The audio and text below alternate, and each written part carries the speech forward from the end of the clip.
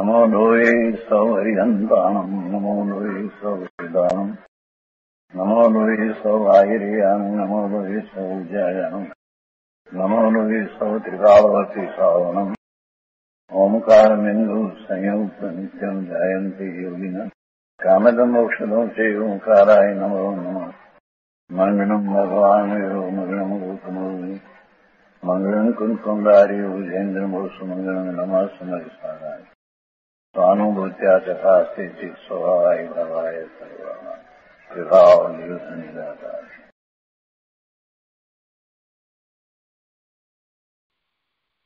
समयसार भगवान कुंकुंदाचार्य रचित समयसार तथा भगवान अमृतचंद्राचार्य रचित आत्मख्याति टीका कलश सहित एनो स्वाध्याय चाले छे।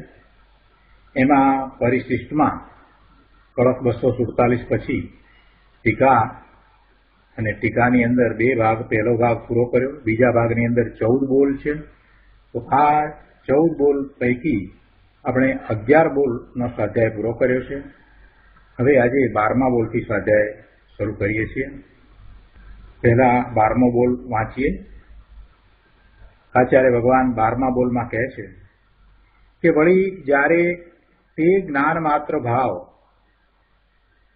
સર્વ ભાવો હું જ છું એમ પરભાવને નાયક ભાવપણે માનીને અંગીકાર કરીને પોતાનો નાશ કરે છે, ત્યારે તે જ્ઞાન માત્ર ભાવનું પરભાવથી અસત્પણું પ્રકાશતો થતો અનેકાંત જ તેને પોતાનો નાશ કરવા દેતો નથી. પરભાવથી પોતે નથી, પરંતુ સર્વ ભાવો હું જ છું એમ પરભાવને નાયક ભાવપણે માનીને, પરભાવને નાયક ભાવપણે માનીને એમ અંગીકાર કરીને એ પોતાનો નાશ કરે છે, પોતાના ભાવનો નાશ કરે છે. ત્યારે એવા જ્ઞાન માત્ર ભાવનું પરથી હોવાપણું નથી, પરથી અસત્પણું છે, એટલે પરથી હોવાપણું નથી એમ અનેકાંત જ એનો ઉદ્ધાર કરે છે. એટલે અનેકાંત દ્વારા જ એને સમજાવે છે કે એવા પરભાવો છે જે તને તારા જ્ઞેય તરીકે જણાય છે, તારા જ્ઞાનમાં એ જણાય છે, છતાં પણ એનાથી જુદો તું જ્ઞાન માત્ર ભાવ છો અને પરભાવથી તારું હોવાપણું નથી. તારું અસ્તિત્વ, તારું હોવાપણું પરભાવથી નથી, તારા સ્વભાવથી છે એમ અનેકાંત જ એને ઉગારે છે. 11મા બોલમાં એનું અસ્તિપણું સ્વભાવથી છે એમ વાત હતી. અહીંયા 12મા બોલમાં એનું અસ્તિપણું સ્વભાવથી છે એ વાત તો અંદર રહી જ છે, પણ મુખ્યતા એ કરી કે એનું પરભાવથી અસ્તિપણું નથી, પરભાવથી અસતપણું પ્રકાશતો થતો અનેકાંત જ તેને પોતાનો નાશ કરવા દેતો નથી. એટલે 12મા બોલમાં મુખ્યતા પરભાવથી અસતપણું એની છે. 11મા બોલમાં સ્વભાવથી સતપણું એ મુખ્યતા હતી અને 12મા બોલમાં પરભાવથી તેનું અસતપણું છે, તેનું હોવાપણું નથી. આમ 11મો અને 12મો બોલ ભાવ સંબંધીના છે. હવે આ 12મા બોલ ઉપર પૂજ્ય ગુરુદેવ કાંજી સ્વામીએ જે વિસ્તાર કર્યો છે એને આપણે સમજીએ. પ્રવચન રત્નાકર ભાગ 10મો, પાના નંબર 397. અહીંયા ત્રીજા પેરેગ્રાફમાં ગુરુદેવ સમજાવે છે કે જુઓ, આત્મા વસ્તુ છે તે જ્ઞાન સ્વભાવ માત્ર છે. આત્મા વસ્તુ છે તે જ્ઞાન સ્વભાવ માત્ર છે, પરંતુ અજ્ઞાની જગતના જે બધા જડ ચેતન ભાવો છે એના પર લક્ષ જતા આ પરભાવો હું છું એ પરભાવોને લઈને મારો વર્તમાન પર્યાય ભાવ છે એમ માને છે. જગતના બધા જ પદાર્થોના ભાવ. ભાવ એટલે એનામાં રહેલા ગુણ પ્રમાણે એનું જે અસ્તિત્વ છે, એનું જે પરિણમન છે, એની વાત કરી. જળ છે તે જળ ભાવે છે, ચેતન ચેતન ભાવે. તો જળને એનો ભાવ એટલે કેવો ભાવ? તો કે એનામાં જેવા ગુણ છે એ એનો ભાવ. તો જળ જળ ભાવે, ચેતન ચેતન ભાવે છે, અને એ બધા પર પોતાથી જુદા ભિન્ન છે. અને એવા પર ઉપર લક્ષ જતા એને એમ થાય છે કે આ પર ભાવો હું છું. શરીર ઉપર લક્ષ જતા શરીરના પરિણમન જળના પરિણમન છે, એને એ ચેતનના પરિણમન સમજે છે. શરીરનું હાલવું ચાલવું એને એ ચેતના સમજે છે. શરીરનું હાલવું ચાલવું બોલવું, મનના વિકલ્પો થવા, એ બધું એ એમ માને છે કે એ મારું સ્વરૂપ છે, એ ચેતન છે. મન વાણી કાયા એ જળ છે. આ વિકલ્પો એ પણ જળ છે. એ કાંઈ ચેતન સ્વરૂપ નથી, એ જ્ઞાન સ્વરૂપ નથી. થોડુંક અઘરું પડે, વાત તો એમ જ છે. મન વાણી અને કાયા એ ચેતન નથી. એની સાથે ભગવાન આત્મા ચેતન રહ્યો છે, પણ એ ચેતન નથી.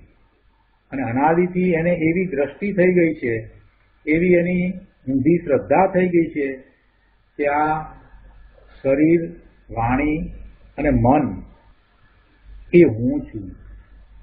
એને એ જાણે છે, એટલે એ એના ભાવને જાણે છે, એના પરિણમનને જાણે છે કે જળ જળ ભાવે પરિણમી રહ્યા છે. શરીર શરીરના ભાવે જળ ભાવે પરિણમી રહ્યું છે. વાણી છે એ પણ જળ છે, તો એ પણ જળ ભાવે પરિણમી રહી છે. અને મન છે એ પણ જળ છે, એ પણ એના જળ ભાવે પરિણમી રહ્યું છે. તો એ બધા પરભાવો, એ પરભાવો હું છું, અને એ પરભાવોને લઈને મારો વર્તમાન પર્યાય છે, એમ અજ્ઞાની માને છે. ગુરુદેવે બીજી રીતે પણ સમજાવ્યું છે, કહે છે કે જેમ કે આ શાસ્ત્ર સાંભળતા પહેલા જ્ઞાનની દશા આ પ્રમાણે નહોતી અને હવે નવી થઈ, તો એને એમ થઈ જાય છે કે આ જ્ઞાનની પર્યાય શાસ્ત્ર સાંભળવામાંથી આવી. વર્તમાનમાં શાસ્ત્ર સાંભળ્યું અને જે જ્ઞાનની પર્યાય થઈ, તો એને એમ થાય છે કે પહેલા આ પર્યાય નહોતી, આવું જ્ઞાન નહોતું, એટલે આ જ્ઞાન મને થયું એ શાસ્ત્રમાંથી આવ્યું. એટલે મારું જે જ્ઞાન થયું, વર્તમાન મારી જ્ઞાનની પર્યાય થઈ, એ શાસ્ત્ર સાંભળવામાંથી આવી, એને કારણે થઈ. પરંતુ અંદર પોતાના ભાવમાંથી, એટલે કે જ્ઞાન ભાવમાંથી એવી પર્યાય થઈ છે, એને કારણે થઈ છે, એમ આ અજ્ઞાની કબૂલ કરતો નથી. એ એટલી કબૂલાત કરે કે આ જ્ઞાનની પર્યાય થઈ, પહેલા આ નહોતી ને હવે આ જે જ્ઞાનની પર્યાય થઈ, એ મારા જ્ઞાન સ્વભાવને કારણે છે, એ કોઈ પરને કારણે નથી, અને એ મારા જ્ઞાન ભાવમાંથી આવી છે, એમ જો એ માન્ય રાખે, એમ કબૂલ કરે, એમ શ્રદ્ધામાં લે અને પછી આગળ પુરુષાર્થ કરે, તો સવળો પુરુષાર્થ થાય. એટલે ગુરુદેવ એ વાત અહીંયા સમજાવી રહ્યા છે. ગુરુદેવ સમજાવે છે કે ભાઈ, આ જ્ઞાનની પર્યાય શાસ્ત્ર સાંભળવામાંથી આવી, એમ અજ્ઞાનીની માન્યતા છે. પરંતુ અંદર પોતાના ભાવમાંથી, એટલે જ્ઞાન ભાવમાંથી આવી છે, એમ એ કબૂલતો નથી, એ અજ્ઞાનપણે રહે છે. જ્ઞાનીની માન્યતા એમ છે કે પોતાને જે જ્ઞાન થયું એ પોતાના જ્ઞાન ભાવમાંથી થયું છે, એ પર્યાય જ્ઞાન ભાવમાંથી થઈ છે, બહારથી નથી, બહારના કારણે નથી. પણ અજ્ઞાની એ માનતો નથી. એ સામે ખોટી દલીલ કર્યા કરે છે, અને અનાદિનું આમ જ ચાલી રહ્યું છે કે પરને કારણે મને થાય, પરને કારણે મારું જીવન, પરને કારણે જ હું બધું કરી રહ્યો છું. આગળ સમજાવે છે કે જ્ઞાન સામાન્યમાંથી તે વિશેષ એટલે જ્ઞાન દશા વર્તમાન આવી છે. જ્ઞાન સામાન્યમાંથી તે વિશેષ એટલે કે દશા એટલે પર્યાય, એ જ્ઞાનની દશા વર્તમાન આવી છે એમ ન માનતા જે પરભાવનું લક્ષ્ય છે તે પરભાવમાંથી તે આવી છે એમ અજ્ઞાની માને છે. એનું લક્ષ્ય શાસ્ત્ર તરફ છે એટલે એને એમ છે કે શાસ્ત્રમાંથી એ વાત આવી છે. એનું લક્ષ્ય શ્રી ગુરુના ઉપદેશ તરફ છે તો એને એમ છે કે શ્રી ગુરુના ઉપદેશમાંથી એ વાત આવી છે. એ સમોત્તરણમાં બેઠો છે, ઓમકાર ધ્વનિ દિવ્ય ધ્વનિ સાંભળે છે તો એને એમ છે કે પોતાને જ્ઞાન એ ઓમકાર ધ્વનિ દ્વારા થયું છે, એમાંથી પોતાને આવી જ્ઞાનની પર્યાય થઈ છે. એટલે કહે છે ગુરુદેવ કે જે પરભાવનું લક્ષ્ય છે તે પરભાવમાંથી એ જ્ઞાન દશા વર્તમાન જ્ઞાન દશા આવી છે એમ એ માનતો થકો તે પરભાવને પોતારૂપ કરે છે. આમ પરભાવને નિજ ભાવ રૂપ કરતો થકો, પરભાવને નિજ ભાવ પોતારૂપ કરતો થકો, પોતાનો ભાવ સમજતો શ્રદ્ધતો થકો એ અજ્ઞાની પોતાનો એટલે પોતાના સ્વભાવનો નાશ કરે છે. આગળ ગુરુદેવ સમજાવે છે, ભગવાન આત્મા ચૈતન્ય મૂર્તિ પ્રભુ અંદર એક સ્વભાવ ભાવ જ્ઞાન ભાવથી ભરેલો પદાર્થ છે. આ ભગવાન આત્મા, આ ચૈતન્ય મૂર્તિ પોતે પ્રભુ અનંત ગુણનો પિંડ એ અંદર એક સ્વભાવ ભાવ જ્ઞાન ભાવથી ભરેલો પદાર્થ છે. ગમે તે ક્ષેત્ર, ગમે તે કાળ અને ગમે તે પરભાવોને દેખતો હોય છતાં તે કાળે તેની જાણવારૂપ દશા પોતાના ભાવમાંથી એટલે કે જ્ઞાન ભાવમાંથી આવી છે, બીજે ક્યાંયથી આવી નથી. એ પર ક્ષેત્રને જુએ છે, પર ભાવને જુએ છે, પરદ્રવ્યોના પરિણમનોને જુએ છે અને એ વખતે એને જુએ છે, જાણે છે, એનું જ્ઞાન કરે છે તો એ જ્ઞાન થાય છે અને એ પોતાની જ્ઞાનની પરિણતિ થઈ, એ પોતાને કારણે થઈ છે અને પોતાના એવા જ્ઞાન ભાવમાંથી એ આવી છે. આ સત્ય છે. પરંતુ એમ ન માનતા જ્યાં એનું લક્ષ્ય છે, જે પરભાવ તરફ એનું લક્ષ્ય છે, એ પરભાવમાંથી મારી જાણવાની દશા થઈ છે એમ અજ્ઞાની માને છે અને એ રીતે તે પોતાનો નાશ કરે છે. પોતાના ભાવને જોતો નથી, એનું લક્ષ્ય કરતો નથી, એનો અનુભવ કરતો નથી અને પરભાવને એ પોતાનું સર્વસ્વ માનીને જીવે છે એમ અનાદિનો એ કરી રહ્યો છે. એટલે એ અનાદિનો પોતાના સ્વભાવ ભાવનો નાશ કરે છે. અનાદિનો એ પોતાના સ્વભાવ ભાવનો નાશ કરે છે. લોકો કહે છે ને કે બહાર પર્યટન ખૂબ કરીએ તો જ્ઞાનનો વિકાસ થાય. ગુરુદેવ કહે છે કે ધૂળે ન થાય. સાંભળ ને ભાઈ, હવે લોકો એમ માને છે ને કે બહાર બધે ફરીએ, બધાના જુદા જુદા ક્ષેત્રમાં જઈએ, ત્યાં બધાને મળીએ તો આપણા જ્ઞાનનો વિકાસ થાય. બહારમાંથી પરભાવમાંથી તારું જ્ઞાન આવે છે એમ છે જ નહીં. બહારમાંથી ને પરમાંથી તારું જ્ઞાન આવે એવું ક્યાં છે?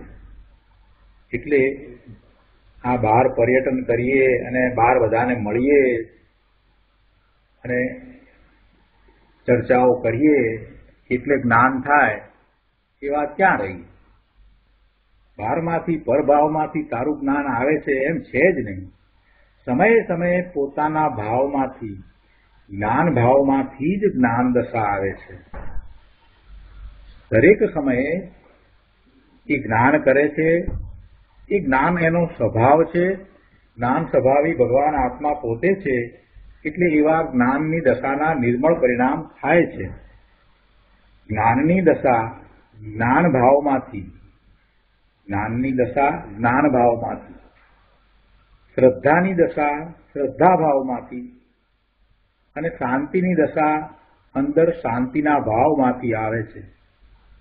જો આત્માના કેટલા ભાવ, જેટલા ગુણ એટલા ભાવ, એ બધા ગુણોનું એક રૂપ પરિણમન એ આત્માનો ભાવ. આત્મા સુખના ભાવે છે, શાંતિના ભાવે છે, શ્રદ્ધાના ભાવે છે, આનંદના ભાવે છે, જ્ઞાનના ભાવે છે. એ બધા આત્માના ગુણ છે. એ ગુણ રૂપે પરિણમન એ એનો ભાવ. એટલે જ્ઞાનની દશા એ જ્ઞાન ભાવમાંથી આવે, શ્રદ્ધાની દશા શ્રદ્ધા ભાવમાંથી આવે અને શાંતિની દશા અંદર શાંતિના ભાવમાંથી આવે. પણ બહારના અન્ય પદાર્થના કોઈ ભાવમાંથી એની દશા થાય એ શક્ય જ નથી, એ અશક્ય છે. એટલે પરવસ્તુ દ્વારા અથવા તો અન્ય ક્ષેત્ર દ્વારા કે અન્ય દ્રવ્ય દ્વારા એની કોઈ પણ દશા થાય એ શક્ય જ નથી. એને જે ભાવરૂપ પરિણમન થાય છે એ એના ગુણ પ્રમાણે જ થાય છે. આવું જ વસ્તુનું સ્વરૂપ છે. પણ એણે ક્યારેય એવું વિચાર્યું નથી, એને એ લક્ષમાં લીધું નથી, એના સાંભળવામાં પણ કદાચ એ આવ્યું નથી. એટલે પોતાને વિપરીતપણે માને છે, પોતાના સ્વરૂપને એ વિપરીતપણે માને છે અને એની એવી ઊંધી શ્રદ્ધા જ એને ભવના ભ્રમણ કરાવે છે.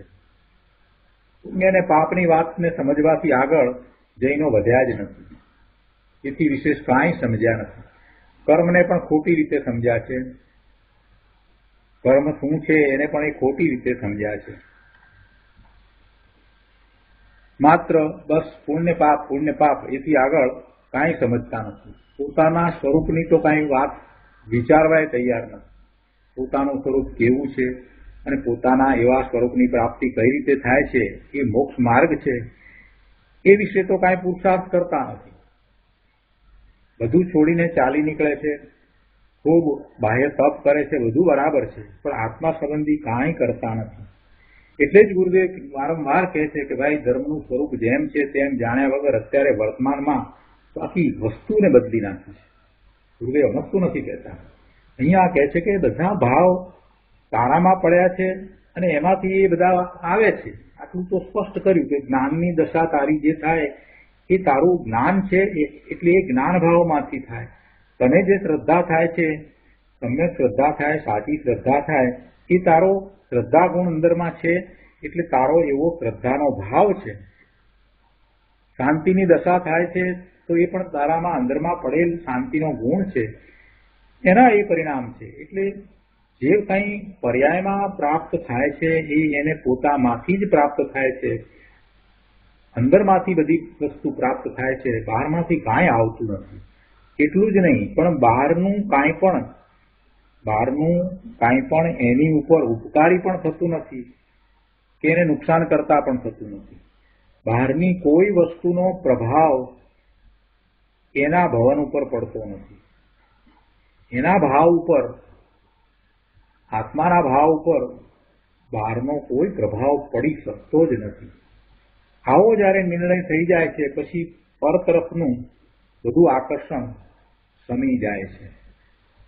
પર તરફની વૃત્તિ આપોઆપ નાશ પામે છે. પછી એ તરફની વૃત્તિ ઉત્પન્ન જ થતી નથી. જ્યારે પોતાના અંદરમાંથી જ બધું આવે છે એને આ રીતે સમજવામાં આવે. પહેલા આપણે આ વાત તો ઘણી વાર સાંભળી છે કે બધું અંદરમાં જ પડ્યું છે, પણ એનો વિચાર ક્યાં કર્યો છે કે અંદરમાં શું પડ્યું છે, કઈ રીતે પડ્યું છે. એ વાત અહીંયા ગુરુદેવે સમજાવી કે જ્ઞાનની દશા આખી તમને જે થઈ એ જ્ઞાન ભાવમાંથી થઈ છે. એટલું જ નહીં, પણ તમારી જે સમ્યક શ્રદ્ધાની દશા થઈ એ પણ અંદરમાં પડેલ શ્રદ્ધા ગુણનું જ પરિણમન છે.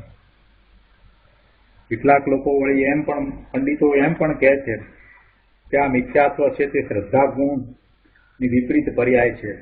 આવી વાત પણ કહેવામાં આવે છે અને એવું બધું ભણાવવામાં આવે છે, પણ ત્યાં કેટલાક લોકો પૂરું એને સમજ્યા વિના એને ગુખણિયા જ્ઞાનની રીતે લઈ લે છે અને એમાં પછી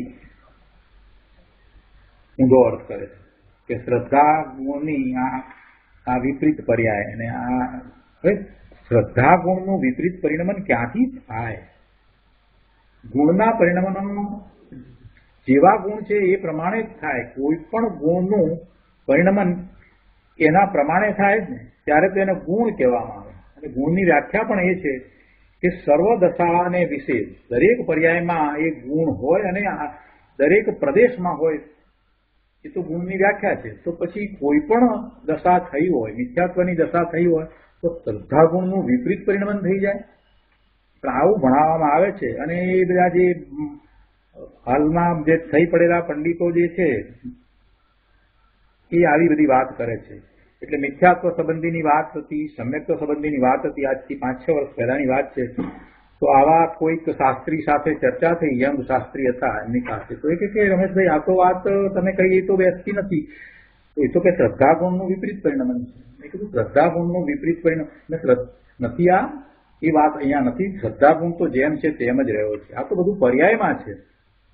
એમનું કહેવું એમ હતું કે મિથ્યાત્વ જે છે અને સમ્યક્ત્વ, તો શ્રદ્ધા ગુણનું સમ્યક પરિણમન અને શ્રદ્ધા ગુણનું મિથ્યા પરિણમન. તો શ્રદ્ધા ગુણનું ઊંડું પરિણમન છે એ શ્રદ્ધા ગુણનું સવળું પરિણમન થાય એટલે સમ્યક્ત્વ થાય. એટલે એમાં તો શ્રદ્ધા ગુણની વાત આવી ને તમે તો આ જ્ઞાન ને દર્શન ને આ બધું ક્યાંથી લાવ્યા? એમ ત્યારે મેં એમ વાત કરી કે પહેલા એને જ્ઞાન થાય ત્યારે સાચી શ્રદ્ધા થાય છે. એ વાત જયારે ગુરુદેવના પ્રવચનમાંથી સાંભળી હતી એના ઉપરથી વાત કરી. અને એમાંય જ્ઞાન અને દર્શનમાં જ્ઞાનની સાથે રહેલું જે સામાન્ય અવલોકન એ પ્રતિભાસ એના સંબંધી તો એમને કાંઈ ખ્યાલ નહીં. એટલે બધાનો વિરોધ કરવા માંડ્યા. આવું એક વખત બેનશ્રીબેનના વચનામૃત, સૌથી પહેલા કદાચ પ્રવચનસાર વખતે, તો પ્રવચનસારના સ્વાધ્યાય વખતે કે બેનશ્રીબેનના વચનામૃતના સ્વાધ્યાય વખતે પણ થયું. કહ્યું કે ના આ બધું ક્યાંથી તમે લાવ્યા? આ મિથ્યા તો જે છે એ તો દર્શન મોહનીય જે કર્મની પ્રકૃતિ છે એ દર્શન મોહનીય કર્મની પ્રકૃતિ એ જાય એટલે સમ્યક્ત્વ થાય છે. આ તમે આ ક્યાંથી લાવ્યા? દર્શન મોહનીય કર્મ એ જાય ક્યાંથી? પેલા તને જ્ઞાન થાય અને તું જ્ઞાન ભાવે પરિણમે તો તને શ્રદ્ધા થાય, અને સાચી શ્રદ્ધા થતા દર્શન મોહનીય આપો જાય, એનો ઉપશમ થાય, સ્વઉપશમ થાય, ક્ષય થાય. પણ બેસતી જ નથી. જો અહીંયા પણ ગુરુદેવે એ જ વાત કરી છે ને કે ભાઈ શ્રદ્ધાની દશા શ્રદ્ધા ભાવમાંથી થાય. તો હવે શ્રદ્ધા ગુણનું 2 પ્રકારે પરિણમન થતું હશે તો એનો ગુણ ક્યાંથી કહેવાય? હજી ઘણાના મનમાં આમ જ છે કે શ્રદ્ધા ગુણનું વિપરીત પરિણમન, જ્ઞાન ગુણનું વિપરીત પરિણમન એ અજ્ઞાન. એવું નથી ભાઈ. જ્ઞાન રૂપે જ પરિણમે, હંમેશા ત્રિકાળ જ્ઞાન રૂપે જ પરિણમે, તો જ એને ગુણ કહેવાય. અને એમાંથી જ જ્ઞાન, શ્રદ્ધા, આ બધું શાંતિ બધાનો જે પરિણમન છે એનો અનુભવ એને જ્ઞાનની વર્તમાન પર્યાયમાં થાય. હવે અજ્ઞાનની વાત કરીએ તો જ્ઞાન નથી એ દશા અને વાસ્તવમાં તો કહેવામાં આવી છે. અથવા તો વિપરીત માન્યતા છે કે જે ખોટી શ્રદ્ધા છે એને પણ અમુક અપેક્ષાએ એમ કહેવામાં આવ્યું કે એ પણ અજ્ઞાન દશા છે. જે જેમ છે સત્ય છે એનાથી ઊંધું માનવું એ અસત્ય, એ અજ્ઞાન રૂપ છે. હવે આ જે છે ખોટી શ્રદ્ધા, ખોટી માન્યતા, જે રીતે વસ્તુનું સ્વરૂપ છે એના કરતા વિપરીત જાણવું, એ બધું પર્યાયમાં છે. એ કોઈ આત્માના ગુણનું વિપરીત પરિણમન નથી. એ વખતે આત્માનો ગુણ કંઈ અજ્ઞાનપણે થઈ ગયો છે એમ નથી. એ બધું જે થાય છે એ પર્યાયમાં જ થાય છે. એને દ્રવ્ય સાથે કાંઈ લેવા દેવા નથી. દ્રવ્યમાં રહેલા એ ગુણોના શાશ્વત પરિણમનો જેમ ચાલી રહ્યા છે હંમેશ માટે એમ જ થઈ રહ્યા છે. એની સાથે એને કાંઈ સંબંધ જ નથી. એ તો એ વખતની તત્કાલીન યોગ્યતા છે અને એ સમયે એવી પર્યાય ઉત્પન્ન થઈ છે એની એ તત્કાલીન યોગ્યતાથી થઈ છે. અને એ તત્કાલીન યોગ્યતા છે ત્યારે જે ઉપાદાન છે એને અશુદ્ધ ઉપાદાન કહેવામાં આવે છે. એ વખતે લક્ષ છે તે પરનું લક્ષ છે. એટલે એની ખોટી શ્રદ્ધા, મિથ્યા શ્રદ્ધા છે. પણ એથી કરીને કાંઈ પેલો અંદરમાં પડેલો જે ગુણ છે એ કાંઈ બદલાઈ જાય અને પછી પાછો એ બરાબર થઈ જાય, આવું કંઈ હોય? એવું હોય જ નહીં. ગુણ જ છે. અને એ ગુણને તમે જયારે બરાબર ગંભીરતાપૂર્વક સમજો છો ત્યારે તમને એમ થઈ જાય છે કે આવો ગુણ મારામાં પડ્યો છે કે જેમાંથી મારી જ્ઞાન દશા થાય, મારી શ્રદ્ધાની દશા થાય, મારી શાંતિની દશા થાય, મારી નિર્મળતાની દશા થાય, મારી સ્વચ્છતાની દશા થાય. આ બધી દશા મારી થાય એવા બધા ગુણ મારામાં પડ્યા છે. એનું એમ ભવન થઈ રહ્યું છે. એ મારો ભાવ છે.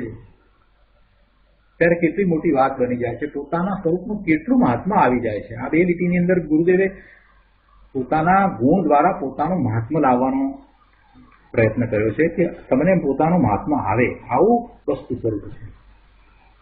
તો જ્ઞાનની દશા જ્ઞાન ભાવમાંથી, શ્રદ્ધાની દશા શ્રદ્ધા ભાવમાંથી અને શાંતિની દશા અંદર શાંતિના ભાવમાંથી આવે છે. એ જ પ્રમાણે દરેક ગુણ પડ્યા છે અને એ ગુણનું પરિણમન થતા જે પરિણામ થાય છે, જે દશા થાય છે, એ બધું પોતામાંથી જ આવે છે, ક્યાંય બહારથી આવતું નથી. એટલે બહારની એને કાંઈ જરૂર નથી. ભગવાન આત્માને કોઈની અપેક્ષા નથી, કોઈની જરૂર નથી, પોતે પરિપૂર્ણ છે. એ વાત અહીંયા સિદ્ધ થઈ જાય છે. બહુ સરસ વાત છે. આગળ કહે છે કે વિકાર પણ જે અંદર થાય છે તે ભાવની ગુણની ઉલટી દશા છે. જો અહીંયા દશા કઈ છે, ગુણનું ઉલટું પરિણમન નથી કર્યું, ગુણનું ઉલટું પરિણમન નથી કર્યું. જો ગુરુદેવે શું કહ્યું છે કે વિકાર પણ જે અંદર થાય છે તે ભાવની ઉલટી દશા છે. તો એ તો દશામાં છે, અંદરમાંથી કઈ નથી આવતું, તો પર્યાયમાં છે ને. આપણે એ વાત તો કરી નક્કી કે પર્યાય તો સ્વતંત્રપણે થાય છે. તો એ પર્યાયને એ અંદર પડેલા ગુણો સાથે કાંઈ સંબંધ નથી, એને કારણે એ પર્યાય થતી નથી. આ વિભાવ ભાવની પર્યાય થઈ, એને દ્રવ્યનો આશ્રય નથી. ગઈકાલે આ વાત આપણે લીધી હતી.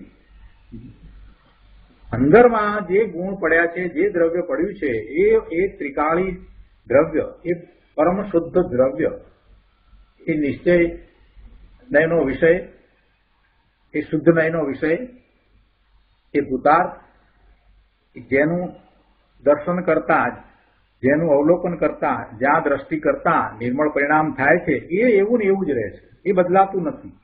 એટલે ત્યાં જે ગુણ છે એમાંય કાંઈ ફેરફાર થતો નથી. એમ નથી કે ગુણ આમ પણ પરિણમે ને આમ પણ પરિણમે, એ ગુણ પરિણમતો નથી. જે પરિણમન જે આપણને બહારમાં દેખાય છે એ પરિણમન એ ગુણની દશા નથી, એ ત્રિકાળી ગુણની દશા નથી, એ વર્તમાન પર્યાય છે, એથી વિશેષ કાંઈ નથી. એટલે અહીંયા કહે છે કે એ ઉલટી દશા છે, ભાવની ઉલટી દશા છે. વિકાર પણ જે અંદર થાય છે તે ભાવની ઉલટી દશા છે. એ કાંઈ નિમિત્તને લઈને થાય છે એમ નથી, દ્રવ્યને લઈને નથી થતું અને નિમિત્તને લઈને થાય છે એમ પણ નથી. સ્વતંત્ર રીતે એવી પર્યાય થાય છે. જોકે તે નિમિત્તના લક્ષ્ય, નિમિત્તને આધીન થઈ પરિણમવાર રૂપ દશા છે. નિમિત્ત કરે છે એમ નહીં, નિમિત્ત તો ત્યાં માત્ર પડ્યું છે, પણ આ જ નિમિત્તનું લક્ષ્ય કરે છે અને આ પોતે નિમિત્તને આધીન થાય છે. નિમિત્ત એને આધીન કરે છે એમ નહીં, નિમિત્ત કંઈ કહેતું નથી કે તું મને આધીન થા, પણ આ એને આધીન થઈ જાય છે. એટલે કે એનું લક્ષ્ય કરે છે, એમાં રંજિત થાય છે અને એમ એનું પરિણમન થાય છે. તો એવી ઉલટી દશા થાય છે, વિભાવ રૂપ પરિણામ થાય છે. નિમિત્ત આધીન કરે છે એમ નહીં, પોતે નિમિત્તને આધીન થાય છે. અને છતાં પણ એ દશા કોની છે? પોતાની દશા છે. એ પર્યાય પોતાની છે. ક્રોધ થયો તો ક્રોધ આદિ ભાવરૂપે પરિણમે તે કાળે કર્મ નિમિત્ત અવશ્ય છે. કર્મનો ઉદય છે કોઈ, તો એને નિમિત્ત કહેવામાં આવે. આપણે કહીએ છીએ ને કે ચારિત્ર મોહનીય કર્મ સમ્યક દ્રષ્ટિને પણ હજી પડ્યું છે, બાકી પડ્યું છે. જ્યાં સુધી પૂર્ણ દશા ન થાય ત્યાં સુધી ચારિત્ર મોહનીય કર્મ હજી બાકી પડ્યું છે. જે પ્રમાણે એનું ગુણસ્થાન છે, જે પ્રમાણે એની દશા છે, એ પ્રમાણે ચોથે ગુણસ્થાને છે તો એને હજી 3 કસાઈની ચોકડી પડી છે. ક્રોધ, માન, માયા, લોભ એ પડ્યા છે. એટલે ચારિત્ર મોહનીય કર્મનો ઉદય પડ્યો છે. 5મે છે તો 2 ચોકડી પડી છે અને 6ઠે 7મે મુનિ છે તો એને પણ હજી 1 ચોકડી ક્રોધ, માન, માયા, લોભની પડી છે. એટલે ચારિત્ર મોહનીય કર્મ પડ્યું છે અને એ કર્મ ઉદયમાં આવે છે. તો ગુરુદેવ એ વાતને અહીંયા સમજાવતા કહે છે કે એને એ કાળે કર્મનું નિમિત્ત અવશ્ય છે. કહે છે કે પોતાની દશા ક્રોધ આદિ ભાવરૂપે પરિણમે છે. ક્રોધ, માન, માયા, લોભ આદિ ભાવરૂપે, કસાય ભાવરૂપે થાય છે. તો એ કાળે કર્મ નિમિત્ત અવશ્ય છે. પણ એમાંથી ક્રોધાદી વિકારની પર્યાય આવે છે એમ નથી. ખરેખર તો જે પર્યાય જે સમયે થાય છે તે જાતની અંદર તેની યોગ્યતા જ છે. એ યોગ્યતા છે એ પોતાના ત્રિકાળી દ્રવ્યમાંથી પણ આવતી નથી કે પરદ્રવ્યમાંથી પણ આવતી નથી, કર્મના ઉદયને કારણે પણ નથી. એ તત્કાલીન એ યોગ્યતા છે અને એ યોગ્યતા છે એ હવે બધું પર્યાયમાં છે. તેથી કાંઈ દ્રવ્યને લાભ કે નુકસાન નથી. દ્રવ્ય તો ત્રિકાળ શુદ્ધ જ રહે છે. દ્રવ્ય પલટાતું નથી, દ્રવ્ય પલટતું નથી, એ તો ધ્રુવ રહે છે. પણ આત્માનું સ્વરૂપ કાંઈ ધ્રુવ રૂપ એકલું નથી. આત્માનું સ્વરૂપ જો વિચાર કરીએ તો એ એક ધ્રુવ રૂપ છે અને બીજું એ પર્યાય રૂપ છે. એટલે બંને મળીને આખું સ્વરૂપ છે. સ્વરૂપનો વિચાર કરીએ તો પછી દ્રવ્ય ગુણ પર્યાય એ ત્રણ અંદર આવી જાય. દ્રવ્ય ને ગુણ એ જે ધ્રુવ છે અને એ પરિણમન સહિત એના નિર્મળ પરિણમન સહિત છે, જે શુદ્ધ છે એ તો પડ્યું જ છે અને સાથે એની પર્યાય વર્તમાન પર્યાય એવું આત્માનું સ્વરૂપ છે.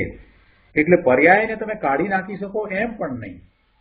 પણ જ્યારે પુરુષાર્થની વાત થાય ત્યારે લક્ષ્યને જે બદલાતું નથી એવું ધ્રુવ એની ઉપર લઈ જવાનું છે. ત્યારે એની વાત કરવામાં આવે કે ત્યારે પર્યાયને ગૌણ કરીને વાત કરવામાં આવે કે પર્યાય જુઠ્ઠી છે, ખોટી છે, એ વ્યવહાર છે એમ કરીને વાત કરવામાં આવે. પણ એમ નથી કે આત્માનું સ્વરૂપ પર્યાય વિનાનું તમે માનો, એ તો શક્ય જ નથી. એટલે પર્યાય તો છે જ. હવે સવાલ એ થાય છે કે આ બધી પર્યાય આવી રીતે થાય છે તો શા માટે થાય છે? તો એનો અહીંયા જવાબ આપ્યો કે ભાઈ એ પરને કારણે પણ નહીં અને મૂળ દ્રવ્ય છે એને કારણે પણ નહીં અને એ પર્યાય સ્વતંત્ર રીતે થાય છે. ક્રોધ આદિના પરિણામ થયા તો એ ક્રોધ આદિની વિકારી પર્યાય જે થઈ એ પેલા કર્મના ઉદયને કારણે નહીં, એ નિમિત્ત કહેવાય પણ એ એનું મૂળ કારણ કહેવાતું નથી. અને એ રીતે આ જે શુદ્ધ ત્રિકાળી શુદ્ધ દ્રવ્ય છે એ પણ એનું કારણ હોઈ શકે નહીં, કેમ કે એમાં એવો કોઈ ગુણ નથી કે એને ક્રોધ કરાવે. એ પણ નહીં. જો ત્રિકાળી દ્રવ્ય આ ક્રોધની પર્યાયનું કારણ હોય તો સિદ્ધ ભગવાનને પણ ક્રોધ થવો જોઈએ. એ પણ એનું કારણ નથી. તો શું છે? તો કે એ સમયની યોગ્યતા છે. તે જાતની એ યોગ્યતા છે.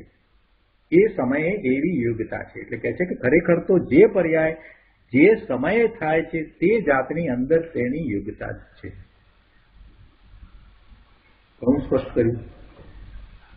આગળ 398 પાના ઉપર બીજા પેરેગ્રાફમાં કહે છે કે ભગવાન આત્મા અનંત ભાવ સ્વભાવ જેવા કે જ્ઞાન ભાવ, દર્શન ભાવ, આનંદ ભાવ ઇત્યાદિ પૂર્ણ ભરેલો પ્રભુ છે. એના ઉપર પોતાનું લક્ષ નથી અને પરભાવનું લક્ષ રહેતા આ પરભાવમાંથી મારો ભાવ પર્યાય આવે છે. મારો ભાવ એટલે વર્તમાન ભાવ એ પરભાવમાંથી આવે છે અથવા તો એને કારણે છે એમ અજ્ઞાનીને ભ્રમ છે. પરભાવ મારો ભાવ છે અથવા સર્વ પરભાવો હું જ છું એમ માનીને અજ્ઞાની પરભાવને પોતાપણે કરે છે અને એ રીતે પોતાનો નાશ કરે છે. એટલે કે પોતાના ભાવનો નાશ કરે છે. આગળ કહે છે કે અજ્ઞાની આ રીતે પરભાવને પોતારૂપ કરતો પોતાનો નાશ કરે છે ત્યારે ધર્મી જ્ઞાની પરભાવથી પોતાનું અસતપણું પ્રકાશતો થકો અર્થાત પરભાવ મારો કોઈ છે જ નહીં એમ શ્રદ્ધો એમ માનતો પોતાના જેવો ભાવ છે એવા ભાવનો એ રક્ષક થાય છે. એટલે પોતાના ભાવનો નાશ થવા દેતો નથી.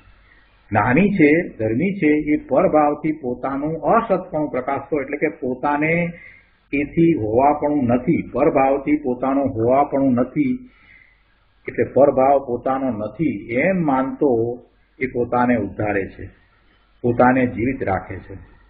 હું પરભાવથી અસત છું, પરભાવથી મારું કાંઈ હોવાપણું નથી અને સ્વભાવથી સત છું એમ અનેકાંત દ્રષ્ટિ વડે પોતાને ઉદ્ધારે છે. અર્થાંત પોતાનો નાશ થવા દેતો નથી. ધર્મી પોતાના એક જ્ઞાયક ભાવને અનેકાંત વડે પરથી જેમ છે તેમ ભિન્ન ટકતો રાખીને પોતાને દિવાળે છે. આ વાત કરી એટલે કોઈ એક પ્રશ્ન કર્યો કે શ્રીમદજીએ કહ્યું છે કે શું પ્રભુ ચરણ કને ધરું આત્માથી સૌ હીન, તે તો પ્રભુએ આપ્યો વર્તું ચરણાધીન. ભક્તિની વાત થોડી આવી જાય. કૃપાળુદેવે જે વાત કરી છે એ મોટે ભાગે વ્યવહારનયના કથન છે, ઉપદેશાત્મક કથન બધા વ્યવહારનયના કથન છે, અને એની સાથે રહેલી અપેક્ષા અને સામે કોને માટે કહેવાયું છે એ બધું સમજ્યા વિના આપણે ગમે તેમ અર્થ કરીએ એટલે એમ લાગે કે આ બધું ધર્મ છે. વાસ્તવમાં એને સમજવાની જરૂર છે કે ત્યાં કઈ રીતે શું કહેવા માંગે છે. ગુરુદેવ સમજાવે છે કે ભાઈ એ તો વ્યવહારે વિનયના વચન છે.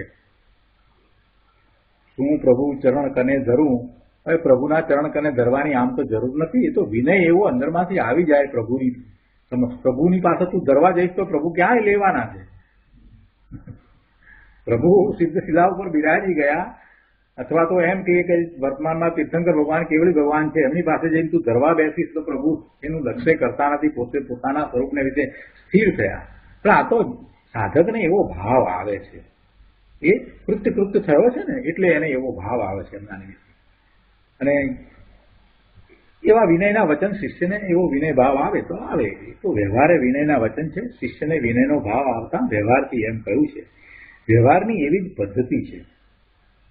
બાકી ભાઈ તું કોઈ વસ્તુ છે કે નહીં પહેલા એ નિર્ણય કર.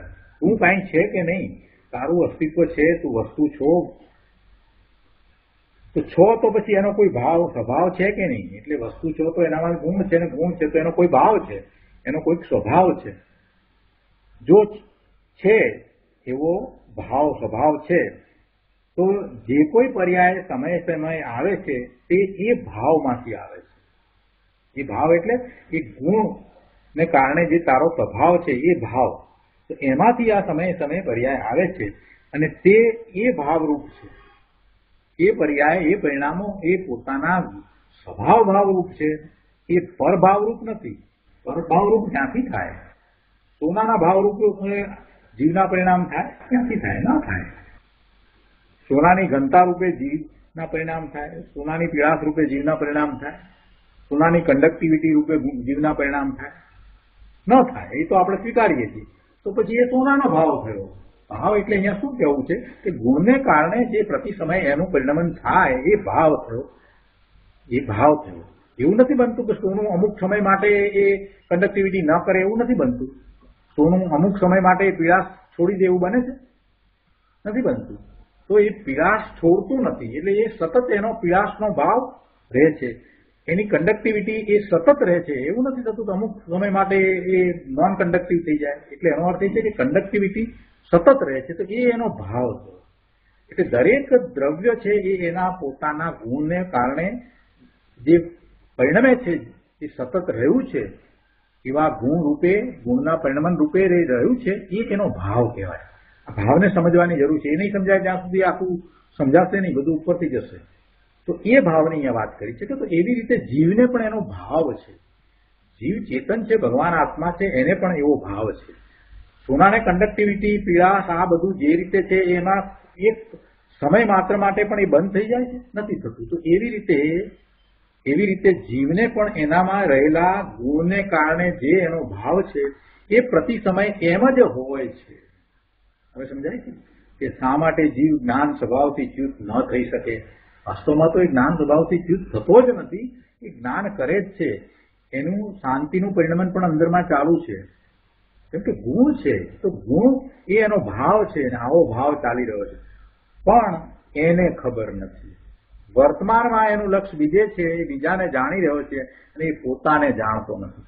જો પોતે પોતાને ન જાણે એવું તો બીજા બધા જ દ્રવ્યોને વિશે છે. જીવ દ્રવ્ય સિવાય બાકી બધા દ્રવ્યોનું આવું જ છે. એ ક્યાં પોતાને જાણે છે? ઉજ્જવળ પોતાને જાણે છે? નથી જાણતું. ધર્માસ્તિકાય પોતાને જાણે છે? નથી જાણતું. એટલે પાંચે દ્રવ્યો છે એ પોતે પોતાના ભાવે પરિણમી રહ્યા છે, એનામાં રહેલા ગુણ છે એ પ્રમાણે પરિણમી રહ્યા છે, છતાં એ પોતે પોતાને જાણતા નથી. કેમ કે એમનામાં એ પોતાને જાણવાનો ગુણ નથી, જ્ઞાન ગુણ જ નથી, એટલે એ બિચારા તો જાણતા નથી. પણ આ ચેતન ભગવાન આત્મા એ જ્ઞાન સ્વરૂપી છે, અને એ જ્ઞાન ભાવે છે તે એ જ્ઞાન ભાવે પરિણમન કરે છે, એ પોતે પોતાને જાણે એવો છે અને સાથે પરને પણ જાણે એવો છે. તો એ પરને જાણવામાં શા માટે રોકાઈ રહ્યો છે? પરને જાણવામાં જ રોકાઈ રહ્યો છે એટલે સ્વને નથી જાણતો. વાત આ છે. જો સ્વને જાણે તો એને ખ્યાલ આવે કે પોતાનું ભવન પોતાના ભાવે થઈ રહ્યું છે, પોતે પરિણમી રહ્યો છે તો પોતાના ભાવે જ પરિણમી રહ્યો છે. અને એનો ખ્યાલ આવતા પછી જગત સાથેની રુચિ, જગત સાથેનો કોન્ટેક્ટ બધું ઉદાસીનતામાં પરિણમે છે. પછી તો કાંઈ રહેતું નથી કે બીજા બધા સાથે શું છે, હું પરિપૂર્ણ છું ને હું મારા ભાવે છું, બધું મને અંદરમાંથી પ્રાપ્ત થાય છે. જુદી જુદી રીતે આ વાત સમજાવી છે. નાયક ભાવ જ્ઞાન સ્વાભાવિક છે. બીજા 5 દ્રવ્યો તો એક જાણતાય નથી કે પોતે કેવા ભાવે પરિણમી રહ્યા છે. પોતે જાણે છે પણ એ લક્ષ કરે તો જાણે ને. એ પરને જાણવામાં રોકાઈ રહ્યો છે તો પછી ક્યાંથી જાણશે? એટલે અહીંયા એ વાત કરી છે કે ધર્મી છે એ જાણે છે, ધર્મી જ્ઞાની થયો છે એ પોતે પોતાને જાણે છે, પોતાના ભાવને જાણે છે, પણ પેલો તો જાણતો નથી. એટલે ગુરુદેવ એને કહે છે કે ભાઈ તું કાંઈક વસ્તુ છો કે નહીં, પેલા એ તો નિર્ણય કર, તું વસ્તુ છો કે નહીં? તો કે હા હું છું. તો જો તું વસ્તુ છો તો પછી તારો કોઈ ભાવ સ્વભાવ છે કે નહીં? તો કે હા છે, મારો પણ ભાવ સ્વભાવ છે. તો પછી તારો ભાવ સ્વભાવ જો છે તો પછી સમયે સમયે એ પર્યાય જે થાય એ પર્યાય એ ભાવમાંથી આવે છે. એટલે એ દશા તારી ક્યાંથી થાય? દરેક સમયની તારી દશા છે એ તારા ભાવમાંથી થાય છે, તારા ગુણમાંથી થાય છે. એટલે કે જો છે તો જે કોઈ પર્યાય સમયે સમયે આવે છે તે એ ભાવમાંથી આવે છે અને તે એ ભાવરૂપ છે. તે ભાવરૂપ છે, પરભાવરૂપ નથી. સમજાણું કાંઈ? આટલું બધું સમજાવીને ગુરુદેવે જયારે એમ કહ્યું હોય સમજાણું કાંઈ, ત્યારે ખરેખર જો બધાને સમજાવ્યું હોય તો ગુરુદેવને કેટલો આનંદ થાય. ગુરુદેવ આગળ ફરીથી સમજાવે છે કે ભાઈ તું તારા દ્રવ્ય ક્ષેત્ર કાળ ભાવથી છો. તું તારા દ્રવ્ય ક્ષેત્ર કાળ ભાવથી છો અને પરદ્રવ્ય પર ક્ષેત્ર પર કાળ પર ભાવથી નથી. આવું વસ્તુનું સહજ અનેકાંત સ્વરૂપ છે. પરદ્રવ્યો જ્ઞાનમાં જણાય માટે પરદ્રવ્યથી છું, પર ક્ષેત્રનો આકાર જ્ઞાનમાં જણાય માટે પર ક્ષેત્રથી છું, પર કાળનું પર્યાયમાં જ્ઞાન થાય માટે પરકાળથી છું, પર ભાવનું જ્ઞાન થાય માટે પર ભાવથી છું, એમ બિલકુલ નથી. અને જો એવી તારી માન્યતા હોય તો છોડી દે, કેમ કે તું તારા દ્રવ્ય ક્ષેત્ર અને કાળ ભાવથી છો, પરના દ્રવ્ય ક્ષેત્ર કાળ ભાવથી નથી. આવું અનેકાંતનું સ્વરૂપ છે. ગુરુદેવ કહે છે કે કેવું સુંદર અનેકાંતનું સ્વરૂપ કયું છે. આ પરમ સત્ય છે ભાઈ. આ પરમ સત્યને સ્વીકારીને જ્ઞાની અંતર્લીન દશાને પ્રાપ્ત થઈ નિરાકુળ આનંદમય જીવન જીવે છે. કેવી રીતે અંતર્લીન થઈ જતા હશે જ્ઞાની? જ્ઞાન તો થયું પણ જ્ઞાન થતા અંતર્લીન શુક્રવા થઈ જાય. કેમ કે જયારે પોતે પરથી નથી તો પછી બહારમાં એને રહેવાનું પ્રયોજન રહેતું નથી. પરના દ્રવ્યથી નથી, પરના ક્ષેત્ર, પરના કાળ કે પરના ભાવથી નથી તો પછી બહારમાં એને રહેવાનું કોઈ પ્રયોજન દેખાતું નથી. એટલે એ અંતર તરફ વળે છે, અંતર્લીન થાય છે અને અંતર્લીન દશાને પ્રાપ્ત થઈ નિરાકુળ આનંદમય જીવન ગાળે છે, નિરાકુળ આનંદમય જીવન જીવે છે. જ્યારે અજ્ઞાની એકાંતે હું પરભાવરૂપ છું, અનેકાંત નથી, કેમ કે એ પોતાને જાણતો નથી એટલે અનેકાંત તો થવાનો જ નહીં. બે અપેક્ષા હોય તો અનેકાંતનો પ્રશ્ન ઉપસ્થિત થાય ને. એ તો એકાંતે જ લઈ બેઠો છે. જે જુએ છે, જે જાણે છે, જ્ઞાનમાં દેખાય છે એને પોતાનું માને છે, એને એ પોતે માને છે, પોતાનું સ્વરૂપ માને છે. એટલે કહે છે કે જ્યારે અજ્ઞાની એકાંતે હું પરભાવરૂપ છું અને પરભાવ મારા રૂપ છે એમ માનીને નાશ પામે છે, 4 ગતિમાં ભ્રમણ કરે છે.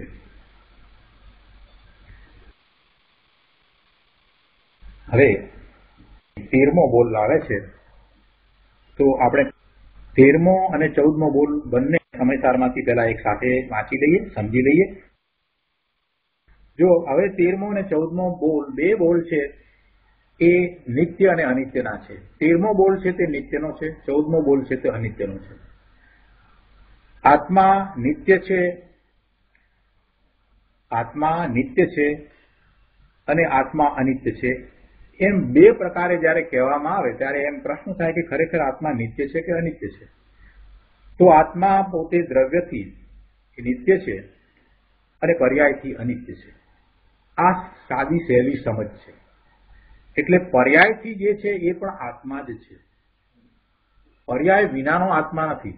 દરેક સમયે કોઈ એક પર્યાય તો છે, એટલે આત્મા પર્યાય વિનાનો તો છે જ નહીં. અવિનાશી છે, અનંતકાળ સુધી રહેવાનો છે, તો અનંત પર્યાય છે. એટલે કોઈ સમય એવો નથી કે જ્યારે એને કોઈ પર્યાય ન હોય. એટલે અનંત પર્યાય છે, એટલે અનંત પર્યાય રૂપ સ્વરૂપ એ આત્માનું છે. એટલે એ પર્યાય અનંત છે, દરેક સમયે એક પર્યાય છે, એ નાશવંત છે, ક્ષણિક છે, એટલે એ અનિત્ય પર્યાય છે. પણ એ અનિત્ય પર્યાય છે તે પણ આત્માનું જ સ્વરૂપ છે. એટલે આત્મા નિત્ય પણ છે અને અનિત્ય પણ છે. આ રીતે આપણે સમજ્યા છીએ. અહીંયા આચાર્ય ભગવાન 13મા બોલમાં આપણને સમજાવે છે, કેમ કે અહીંયા તો આપણે અનેકાંત દ્વારા બંને વસ્તુને સમજવાની છે અને એ દ્વારા પોતાના સ્વરૂપને સમજવાનું છે. આચાર્ય ભગવાન કહે છે કે જ્યારે આ જ્ઞાન માત્ર ભાવ એટલે આત્મા અનિત્ય જ્ઞાન વિશેષો વડે, અનિત્ય જ્ઞાન વિશેષો વડે, આ વિશેષો કયા? એ પર્યાય. જ્ઞાન વિશેષો એટલે જ્ઞાનની પર્યાય જે નિત્ય નથી. એટલે અનિત્ય જ્ઞાન વિશેષો વડે પોતાનું નિત્ય જ્ઞાન સામાન્ય ખંડિત થયું માનીને, પોતાનું નિત્ય જ્ઞાન સામાન્ય, જ્ઞાન સામાન્ય એ પોતાનું દ્રવ્ય, એ પોતાનું દ્રવ્ય છે, જે જ્ઞાન સામાન્ય એને એક જે નિત્ય છે એને એ પેલા દ્વારા ખંડિત થાય છે એમ માને. જ્યારે એને અનિત્ય જ્ઞાનની પર્યાય જે થાય છે તો એ અનિત્ય જ્ઞાનની પર્યાય વડે પોતાનું નિત્ય જ્ઞાન સામાન્ય ખંડિત થયું એમ માનીને એ નાશ પામે છે. પેલા અનિત્ય ભાવ છે, પોતે જ્ઞાન માત્ર ભાવ છે. હવે એ અનિત્ય જ્ઞાન વિશેષો એટલે અનિત્ય એવી આ જ્ઞાનની પર્યાયો વડે પોતાનું નિત્ય જ્ઞાન સામાન્ય, પોતાનું નિત્ય જે જ્ઞાન છે, હંમેશા જે રહેવાવાળું જ્ઞાન છે, એ એનાથી ખંડિત થાય છે એવું માનીને પોતે નાશ પામે છે. એટલે કે પોતે પોતાના ગુણને કારણે જેવો પોતાનો જ્ઞાન ભાવ છે એને છોડી દે છે. ત્યારે તે જ્ઞાન માત્ર ભાવનું જ્ઞાન સામાન્ય રૂપથી નિત્યપણું પ્રકાશતો થતો અનેકાંત જ તેને જીવાડે છે. એટલે અનેકાંત એમ કે છે કે એ વાત બરાબર છે, પણ તારું તો જ્ઞાન સામાન્ય રૂપથી જ હોવાપણું છે, તારું હોવાપણું જ્ઞાન સામાન્ય રૂપથી છે. અત્યારે પેલા આ અસ્થિની વાત કરી છે અને પછી 14મા બોલમાં એમ કે છે કે તારું એ અનિત્ય જ્ઞાન વિશેષોથી હોવાપણું નથી. એટલે અહીંયા અસ્થિથી વાત લીધી છે 13મા બોલમાં. એટલે માત્ર એ વાત લીધી કે ભાઈ તારું નિત્યપણું જ છે. જો તું તારા જ્ઞાન સામાન્ય સ્વરૂપનો વિચાર કરે તો એનું તો નિત્યપણું જ છે, એટલે એ તો નાશ પામતું જ નથી.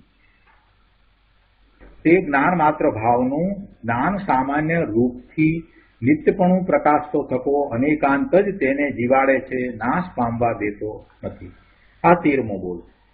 હવે 14મા બોલમાં કહે છે આચાર્ય ભગવાન કે વળી જ્યારે તે જ્ઞાન માત્ર ભાવ નિત્ય જ્ઞાન સામાન્યનું ગ્રહણ કરવા માટે અનિત્ય જ્ઞાન વિશેષોના ત્યાગ વડે પોતાનો નાશ કરે છે.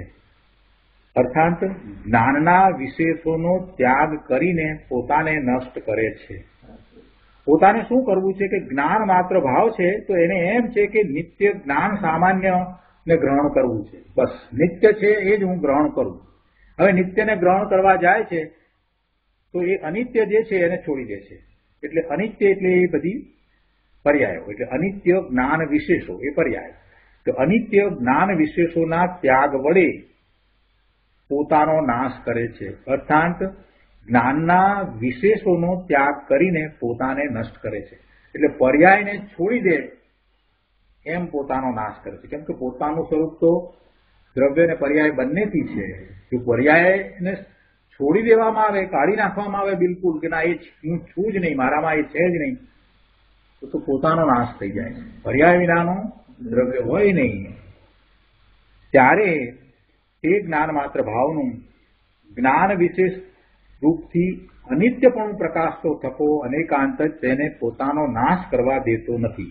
એટલે અહીંયા એને ત્યારે એમ કહે છે કે ભાઈ એ અનિત્ય જે પર્યાયો છે, એ અનિત્ય એ જ્ઞાન વિશેષો છે, એને તારે છોડી દેવાની જરૂર નથી. કારણ કે એ અનિત્ય એવી જે પર્યાયો છે, એ પર્યાયો એ તારું અનિત્ય સ્વરૂપ છે. એટલે કે એ તારું સ્વરૂપ છે, છતાં પણ તું તારા જ્ઞાન સ્વરૂપે તો રહે જ છે. તું તારા જ્ઞાન સ્વરૂપે તો રહે જ છે.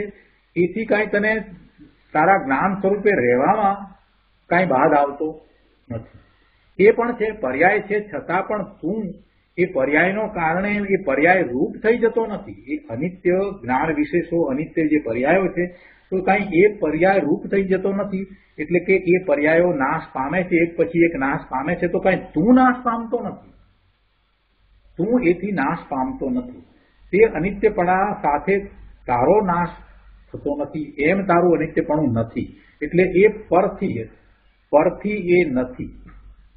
એ અનિત્ય પર્યાયથી એની હયાતી નથી. એ અનિત્ય પર્યાયથી એનું અસ્તિત્વ નથી. એટલે અનિત્ય પર્યાયથી એ અનિત્ય થઈ જતો નથી, પર્યાયથી એનો નાશ થતો નથી. એમ અનેકાંત એને દર્શાવે છે, અને એનો નાશ થવા દેતો નથી. તો આ બંને વાત આ રીતે લેવામાં આવી છે. હવે એનો વિસ્તાર આપણે પૂજ્ય ગુરુદેવ પાસેથી સમજીએ. પ્રવચન રત્નાકર ભાગ 10મો, પાનો નંબર 399, બીજો પેરેગ્રાફ. અહીંયા ગુરુદેવ સમજાવે છે કે જુઓ, વસ્તુ દ્રવ્ય સામાન્યથી નિત્ય છે. વસ્તુ દ્રવ્ય સામાન્યથી નિત્ય છે, એટલે ટકીને રહે છે, નાશ પામતી નથી. અને વિશેષ પર્યાય અપેક્ષાએ અનિત્ય છે. નાશ પામે છે તો એ પર્યાય અપેક્ષાએ એનો નાશ છે. પર્યાય સમયે સમયે બદલે છે, પલટે છે. તેથી પર્યાયથી એટલે એ વિશેષથી એ અનિત્ય છે. આત્મા પણ જ્ઞાન સામાન્યપણે નિત્ય છે. પહેલા આ વાત કરી, એ વસ્તુ દ્રવ્યની વાત કરી, અને એ બધાને લાગુ પડે છે. દરેક દ્રવ્ય પોતે દ્રવ્ય સામાન્યથી નિત્ય છે, અને એ દરેક દ્રવ્યની જે પર્યાય છે, એ પર્યાય અપેક્ષાએ દરેક દ્રવ્ય અનિત્ય છે. એ વાત કરી. હવે એ વાતને આત્મા ઉપર ઉતારી. એટલે કે છે કે આત્મા પણ જ્ઞાન સામાન્યપણે નિત્ય છે, અને પર્યાય વિશેષથી અનિત્ય છે. હવે ત્યાં અનિત્ય પર્યાયને જોઈને પોતાનું નિત્ય સામાન્ય જ્ઞાન સામાન્ય ખંડિત થઈ ગયું. અર્થાત અરે મારે તો ત્રિકાળ એકરૂપ રહેવું જોઈએ, એને બદલે આ પલટના, આ બદલવું, એ ક્યાંથી થયું? અરે હું ખંડિત થઈ ગયો, મારો આખો નાશ થઈ ગયો, એમ અજ્ઞાની માને છે. ફરીથી શું થયું? ગુરુદેવ કહે છે કે હવે આ તો વાત કરી કે જ્ઞાન સામાન્યપણે એ નિત્ય છે અને પર્યાય વિશેષથી અનિત્ય છે, આ તો વાત કરી. પણ હવે અજ્ઞાનીને શું થાય છે? અજ્ઞાનીને એમ થાય છે કે ભાઈ અનિત્ય પર્યાય એને જોવામાં આવી, એટલે એને એમ થાય છે કે હું તો નિત્ય સામાન્ય જ્ઞાન સામાન્ય રૂપે હોવો જોઈતો હતો, અને આ પર્યાય રૂપ થતા તો હું ખંડિત થઈ ગયો. હું નિત્ય રહ્યો નહીં. હું નિત્ય એક સરખો રહેવો જોઈતો હતો, મારું એક રૂપ ત્રણેય કાળે રહેવું જોઈતું હતું, એ તો રહ્યું નહીં. કેમ કે આ તો બદલતું થયું. બદલવું થયું ને, પર્યાયમાં જે બદલવું થયું, એ બદલવું થયું એટલે પોતે એક રૂપ રહ્યો નહીં. પોતાનું સામાન્ય જ્ઞાન સામાન્ય ખંડિત થઈ ગયું. એમ એને કેમ કહ્યું? એમ એને એટલા માટે કહ્યું કે પોતાનું ત્રિકાળ એક રૂપ રહેવું જોઈતું હતું. પોતાનું સ્વરૂપ ત્રિકાળ એક રૂપ છે, પણ એ તો એ જાણતો નથી. એટલે એ જે વર્તમાનમાં જે પર્યાય જે રીતે થાય છે, જે જાત જાતની પર્યાય પોતાની થાય છે, તો એ પોતાની પર્યાયને જોઈને એને એમ થાય છે કે મારું ત્રિકાળ એકરૂપ રહેવું તો છે જ નહીં, તો હું તો અનિત્ય થઈ ગયો. મારું ત્રિકાળ એકરૂપ રહેવું તો છે જ નહીં, કેમ કે હું તો બદલાયા કરું છું. આ બધું પલટવું એ થાય છે, એને પોતે પોતાનું રૂપ માન્યું અને પોતાનું જે ત્રિકાળ નિત્ય છે એને એ જાણતો નથી. એટલે એ એમ માને છે કે મારે તો ત્રિકાળ એકરૂપ રહેવું જોઈએ, એને બદલે આ બધું બદલવું, આ પલટના, આ બધું ક્યાંથી આવ્યું?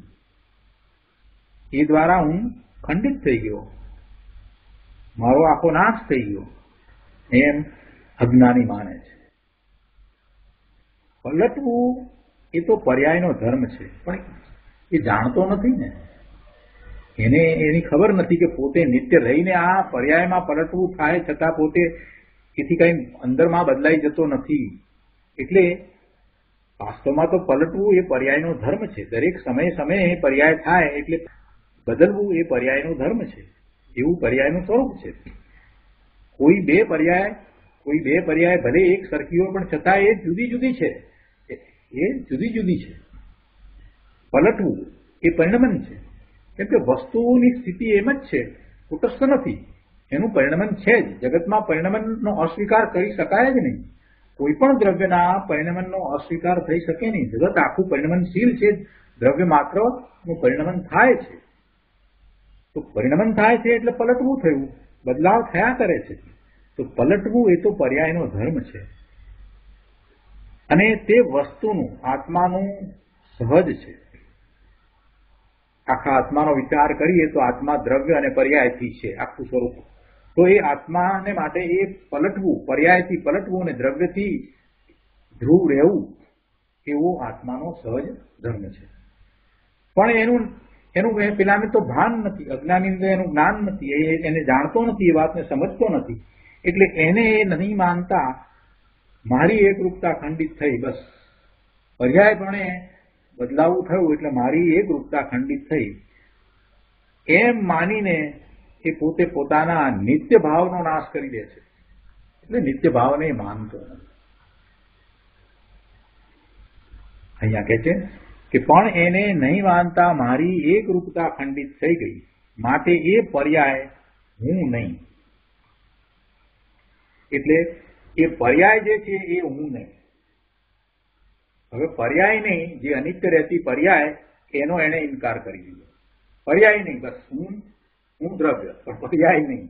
એટલે એને શું કર્યું કે પોતાના જે અનિત્ય અંશ છે, પર્યાય એનો જ અંશ છે ને, તો એવા અનિત્ય અંશનો, અનિત્ય ભાવનો એને ઇનકાર કરી દીધો, એ નહીં.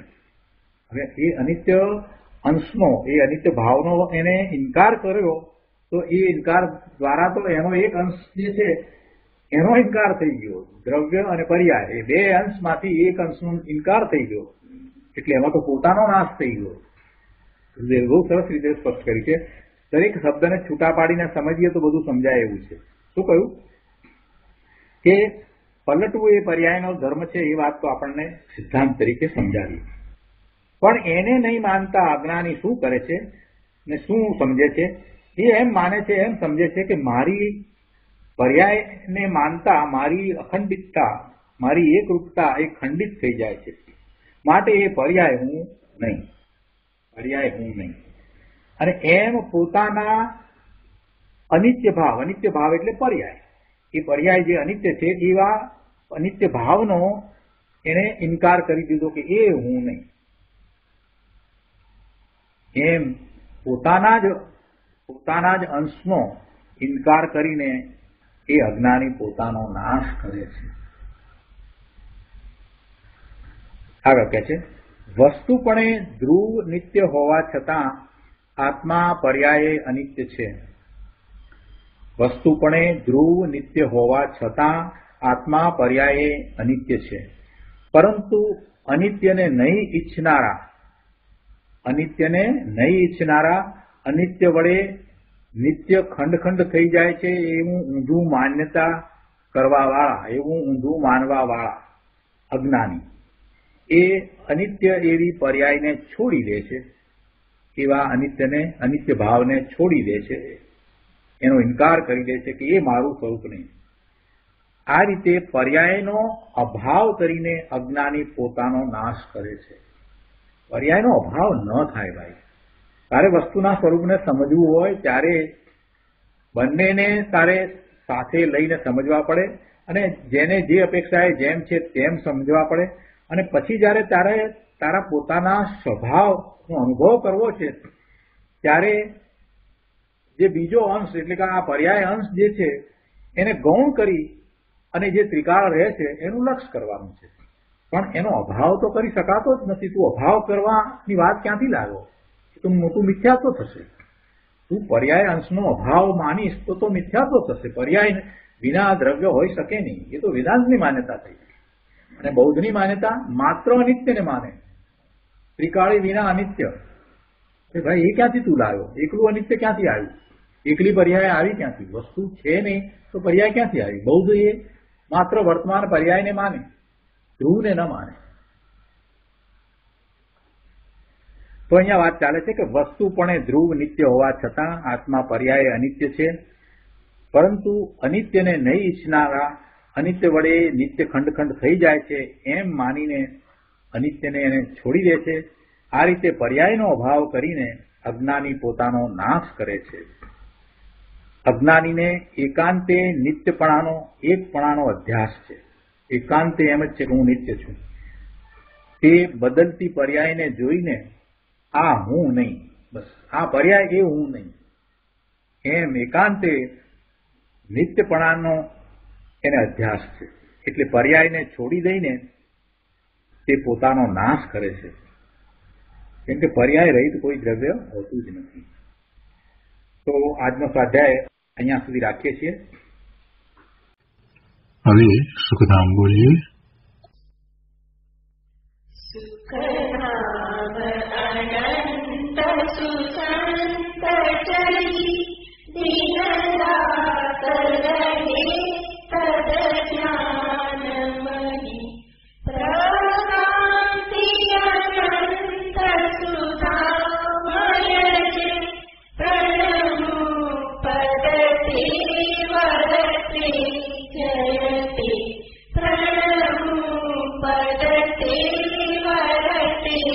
जयते